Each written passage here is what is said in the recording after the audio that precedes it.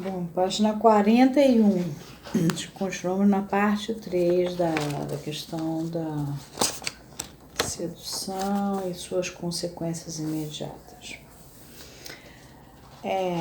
É fato da maior importância que algumas fantasias contemporâneas de natureza bem diferente tenham brotado também da memória do paciente. O conteúdo dessas fantasias era o de meninos sendo castigados e surrados, e especialmente levando pancadas no pênis, e de outras fantasias que representavam o herdeiro do trono sendo encerrado num quarto estreito e surrado. Era fácil adivinhar para quem era que as figuras anônimas serviam de bode expiatório. Whipping Boy, no original em inglês. Menino educado como um príncipe, mas que deve receber os castigos corporais em lugar deste. Isso é uma nota do tradutor brasileiro, que vem a ser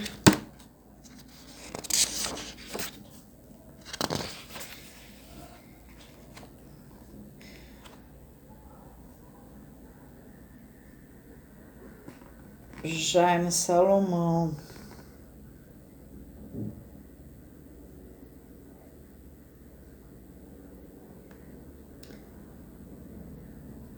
E a revisão técnica é dele.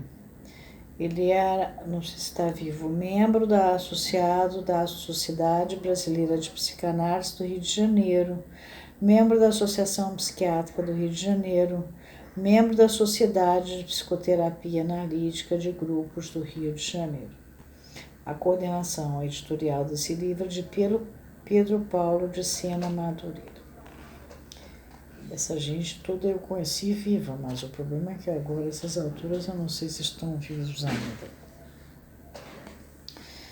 Bom, a análise não deixou dúvidas de que essas tendências passivas haviam aparecido ao mesmo tempo em que surgiram as sádico-ativas, ou muito pouco tempo após estas. 2. Por tendências passivas, quero dizer tendências que têm um objetivo sexual passivo, mas ao dizê-lo, tenho em mente uma transformação não da pulsão, mas apenas de seu propósito. São pulsões parciais, né? Isso estava de acordo com a extremamente clara, intensa e constante ambivalência. Nota: esse uso excepcional do termo ambivalência, referindo-se à atividade ou passividade, está exposto numa nota de rodapé do editor inglês, está traduzido por Os Instintos e Suas Vicissitudes, e eu mantenho as pulsões e suas vicissitudes, como aqui também eu usei a palavra pulsão e ainda falei das pulsões parciais. Não é instinto, mas eles já explicaram que eles iam usar tudo por instinto. Nós temos que fazer a diferença, já que nós sabemos que não é.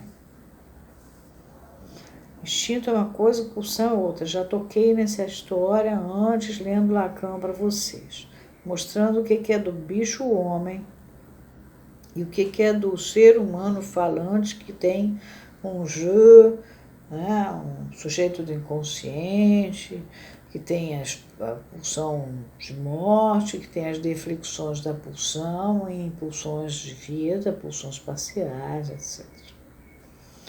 Bom, então, isso estava de acordo com a extremamente clara, intensa e constante ambivalência. Ele bota essa ambivalência em itálico do paciente, que era mostrada aqui pela primeira vez no desenvolvimento uniforme de ambos os membros dos pares de instintos componentes contrários.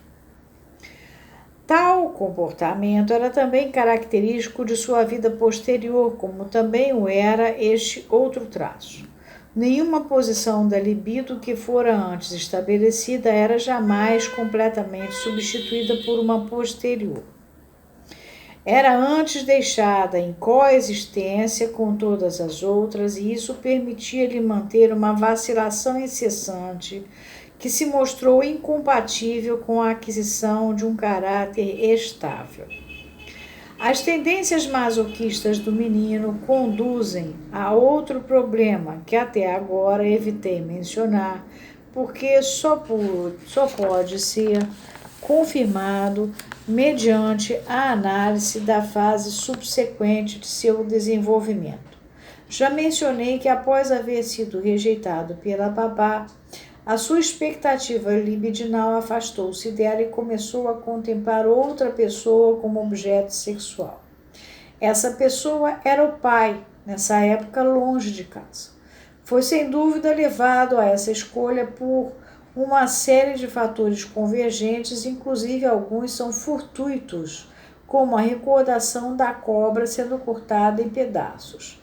Ademais de tudo, porém, permitia-se desse modo renovar a sua primeira e mais primitiva escolha objetal, que, em conformidade com o narcisismo de uma criança, havia ocorrido ao longo do caminho da identificação. Nota: para uma exposição mais completa da identificação, ver o capítulo 7º de Psicologia de Grupo, que é de 1921. É bastante interessante. Já sabemos que o pai fora o seu modelo admirado e que quando lhe perguntavam o que queria ser, costumava responder: um cavalheiro como o papai. Esse objeto de identificação da sua corrente ativa tornou-se o objeto sexual de uma corrente passiva na sua fase sádico-anal. Era como se a sua sedução pela irmã o houvesse forçado a um papel passivo, dando-lhe um objetivo sexual passivo. Sob a persistente influência dessa experiência, seguiu um caminho da irmã via babá para o pai, de uma atitude passiva em relação às mulheres para a mesma atitude em relação aos homens. E encontrou, todavia, por esse meio, uma ligação com a fase mais prematura e espontânea de seu desenvolvimento. O pai era agora, uma vez mais, o seu objeto.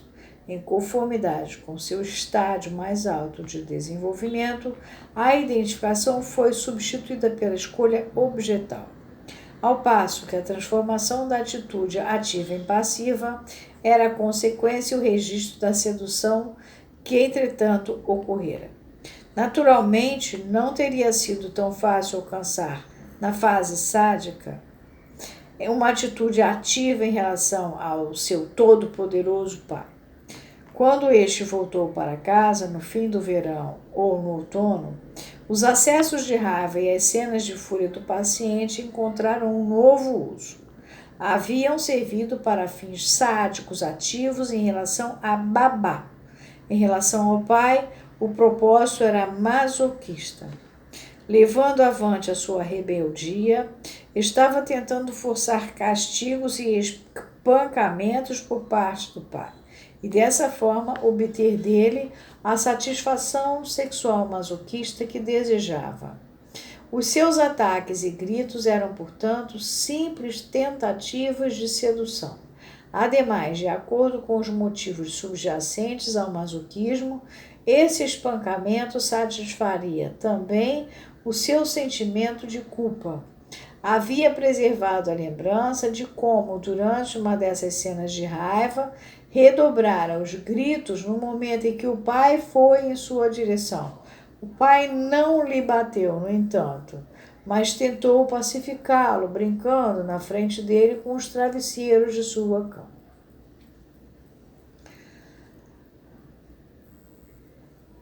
Aqui eu vou parar para fazer uns comentários, até pelo tempo também. Estamos na 4ª parte já.